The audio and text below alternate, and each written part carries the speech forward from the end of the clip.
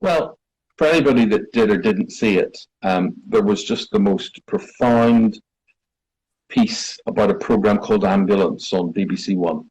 And there were these ambulance controllers who then have to decide whether an ambulance goes to a scene or doesn't. And they tell the paramedics what to expect and whatever.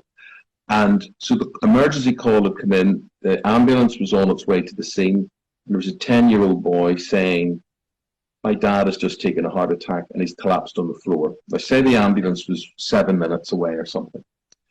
The operator, the controller, had to then tell the boy how to apply CPR to his dad.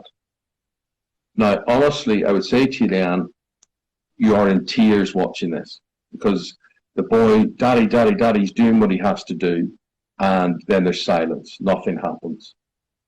And after a few seconds or whatever, we hear the boy saying, he's breathing, he's standing up, he's whatever, whatever. So the man comes back to life. The ambulance crew arrive, look after him. Wow, wow, wow, wow. What a powerful story. Ruth's in tears. I've welled up. There is the respect for the controllers in the ambulance centre, the respect for the paramedics, the respect for the young boy. Absolutely incredible.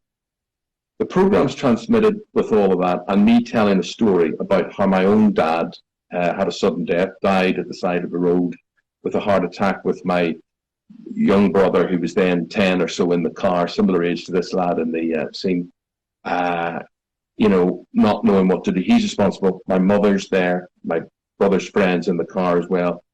My dad slumps out of the car, dies at the roadside, right? And the ambulance arrives. It was in the countryside, so it took a while for the ambulance to get there. So you can imagine for me how difficult that was to watch and see, and I tell the story of what happened to me. Did any of that make the final edit? No, it didn't make the final edit. What made the final edit was the young boy brings his father back to life, and I go to Ruth, I was your ambulance driver once. Remember when I drove you to the hospital when you were pregnant and your contractions started and whatever?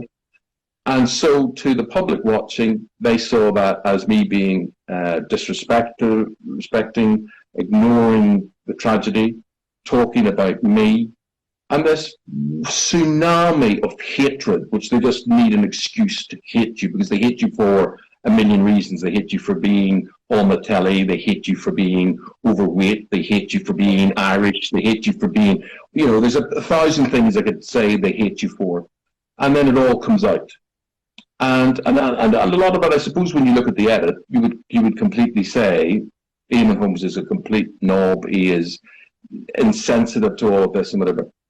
And I just think it was an appalling edit. Yeah. And that was put out in there. What should have been a really happy experience, that should have been. Instead, I get thousands of complaints about me, but completely unjust. Most of them are unjust, but anyway, in this particular case, very unjust. And my whole experience and how my father's death has hung over us, and my mother, my brother, everybody involved in the whole thing.